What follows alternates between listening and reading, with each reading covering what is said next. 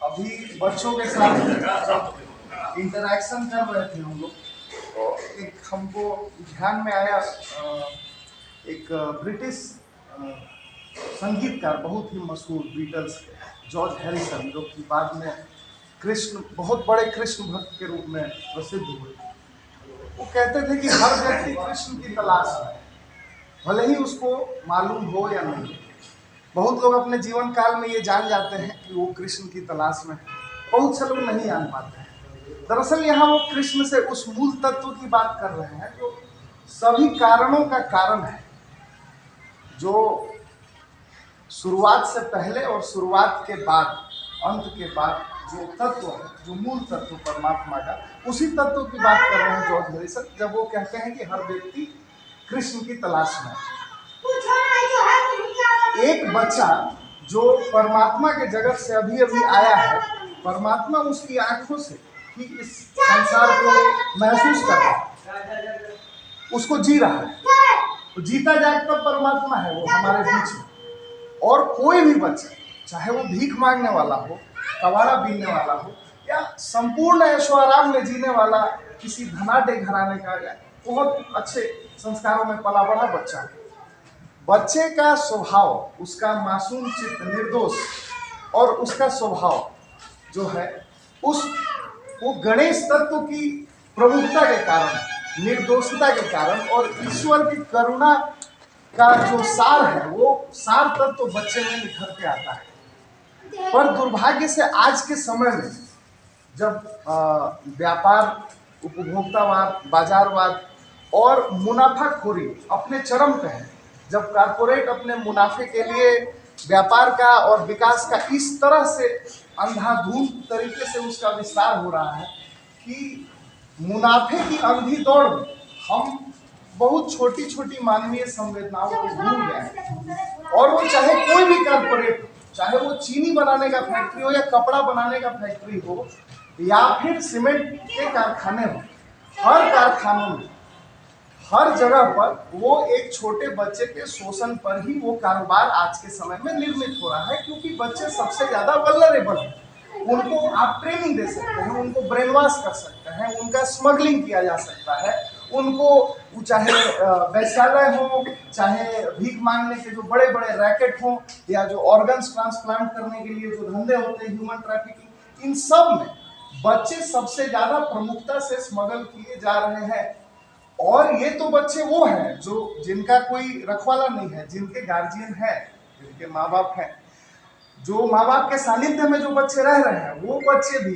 चाहे अनचाहे तौर पे समाज का जो प्रभाव है, उस प्रभाव से वो मुक्त नहीं हो पा रहे हैं। क्योंकि अगर दुनिया में शराबियत होगी तो शराबियत का अंतिम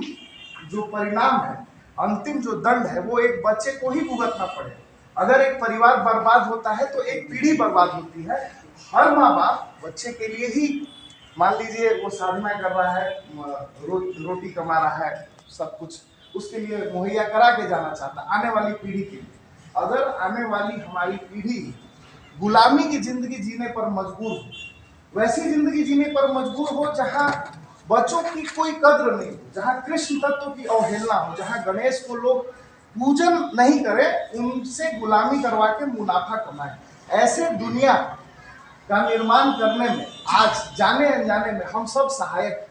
हम सब इसलिए सहायक है क्योंकि हम इसी तंत्र का हिस्सा है। चाहे वो कॉर्पोरेट कर रहा हो, चाहे वो समाज कर रहा हो, चाहे वो सरकारें और सत्ताएं कर रही हो, जाने अनजाने रूप से कर रही हो, लेकिन आखिर पीड़ित कौन है? सबसे मूल में अगर हम देखेंगे तो जो सबसे वल्नरेबल एंटिटी है, बच्चा है। तो बच्चे को ही सब जहर पीना है, गरीबी हो। ये जो बच्चे हैं, जिन बच्चों के साथ हम लोगों ने ये कार्यक्रम किया, प्रेम और पोषण हम लोग उनको प्रोवाइड कराने के लिए एक छोटा सा प्रयास हम कर रहे हैं। हम लोगों का मानना ऐसा है, जैसे पर्यावरण परिवार से भी जुड़कर बहुत लंबे समय तक काम किए, नितिन भैया जैसे इतने लंबे समय तक काम किए, तो इन सब लोगों को मालूम है कि एक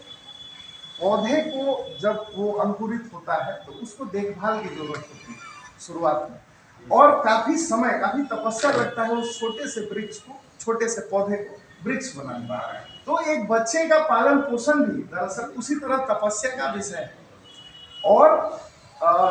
जैसे जो बच्चे माँ बाप के साथ रह रहे हैं, सोशल मीडिया के प्रभाव से, अश्लीलता के प्रभाव से, ब्रेन वॉशिंग के प्रभाव से,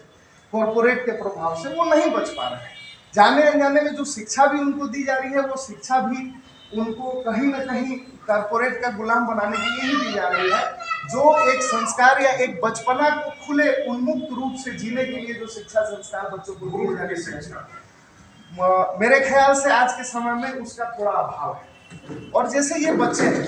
ये बच्चे पूरी तरह से वल्नरेबल हैं। समाज के जो प्रतिष्ठित वर्ग के लोग हैं, हो सकता है कि वो इन बच्चों को देख के अपना रास्ता भी मोड़ ले, क्योंकि भाई इनसे बदबू आएगी, ये जब पास आएंगे और जब हल्ला करेंगे तो आपको इरिटेशन महसूस होगा, क्योंकि ये सभ्य नहीं है, सुसंस्कृत नहीं है। लेकिन अगर ये समाज, हमारे आपके जैसे लोग अगर दरवाजा बंद करते हैं ऐसे बच्चों के लिए,